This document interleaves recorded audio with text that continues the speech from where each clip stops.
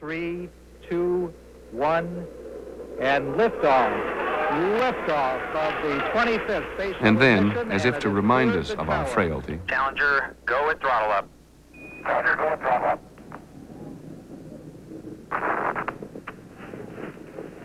1 minute, 15 seconds. Velocity 2,900 feet per second. Altitude 9 nautical miles. Downrange distance 7 nautical miles. Obviously a major malfunction.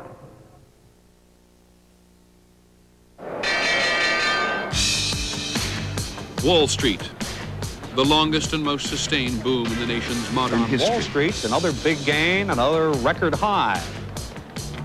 Junk bonds and corporate mergers helped create a whole new class of the super rich. The point is, ladies and gentlemen, that greed, for lack of a better word, is good. Greed works. But it didn't always trickle down, as they said it would. But there was money to be made. Sell 2,000 Royal Dutch at 73 1/4 short. 105 million shares changed hands, double the previous the swings grew wilder and wilder. It's going up and down every couple of days.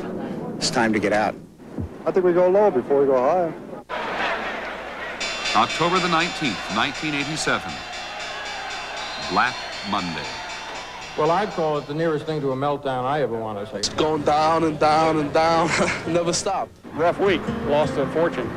After a while in the 1980s, it was harder and harder to ignore the fact that all was not well. Growing crisis on America's farms. Savings and loans are losing an estimated The federal budget deficit became so enormous that people began to talk about their grandchildren's ability to pay. In the land of plenty, there was still too little for some. In the land of hope, many dreams go unfulfilled.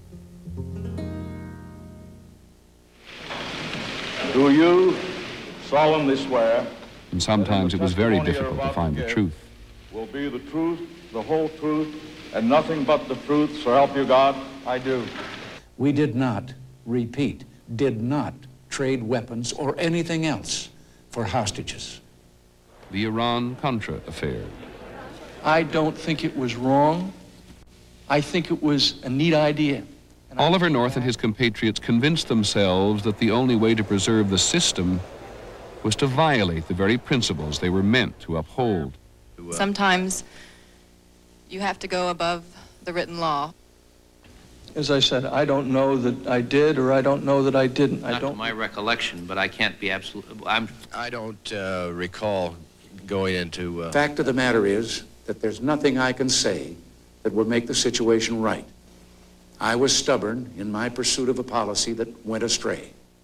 But as so often in the Reagan era, failure was overshadowed by success. Господин президент Reagan. Well, how do you do? Freedom is the right to question and change the established way of doing things. It was surely the most unexpected friendship of the decade. The Cold Warrior and the Communist. Though my pronunciation may give you difficulty, the maxim is, dovayai no provayai, trust but verify. The one man trying to modernize his country before it falls any farther behind. The other, having made his contribution, giving way to George Bush. We do not know what the conclusion will be of this journey, but we're hopeful that the promise of reform will be fulfilled. Did any one of them have the vaguest idea of how much would change in the concluding months of the 1980s?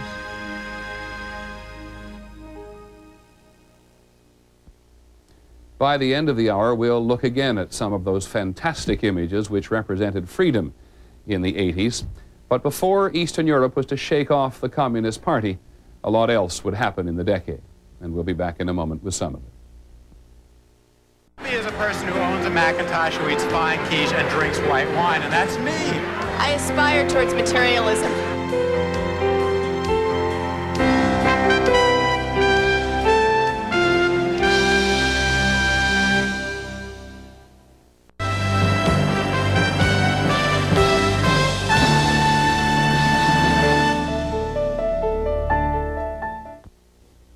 We are reminded here why we will remember the 80s as the time of an information revolution. No longer did we in television have the only access to electronic cameras and videotapes and satellite dishes. Now the technology is available to almost everyone. This was the decade in which technology in general made our personal lives just that much richer and easier than they had been before. At least those of us who could figure out which button to push.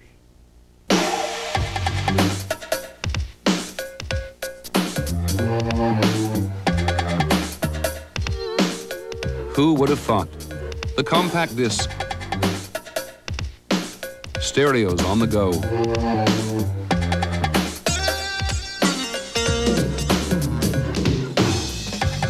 and facsimile imaging transmission, this thing called the fax. What do you do if you're away from home and you're missing the crossword puzzle? You have it faxed. Soon I shall have understanding of videocassette recorders and car telephones. And when I have understanding of them, I shall have understanding of computers. And when I have understanding of computers, I shall be the supreme being. We live in the age of the chip. Computers got faster and smaller. Computer users got smarter and younger. The machines were imported from Japan, but the lifestyle all homegrown. Television, custom design, your own. Woo! Lift it up.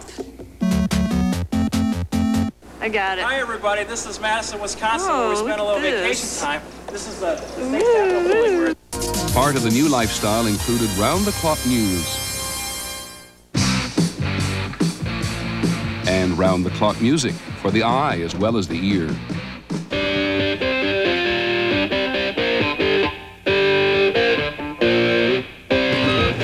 In the 1980s, the whole rhythm of life got faster.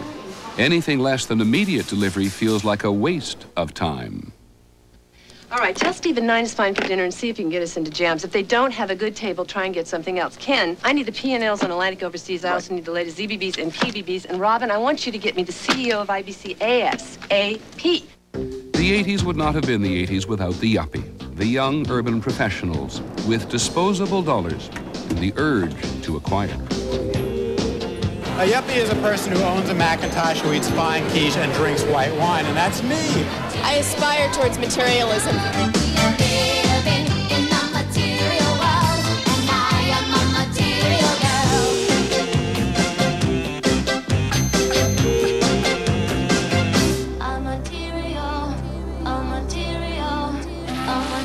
And then by the middle of the decade, the hidden costs of consumerism could no longer be ignored.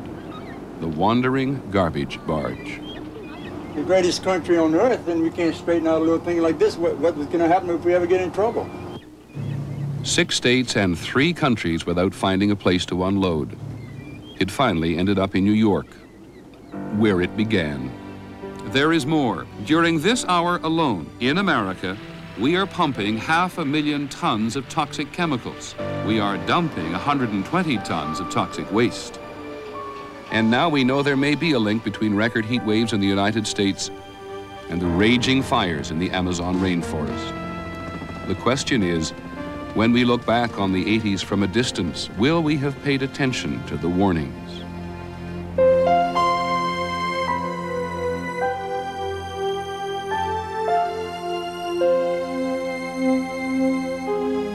As we stand on the edge of the 90s, 3 out of 4 Americans describe themselves as environmentalists.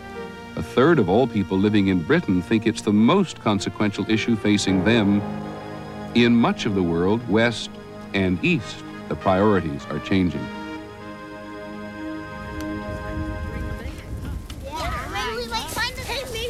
At the Horace Porter School in Columbia, Connecticut, grade schoolers are learning a lesson early.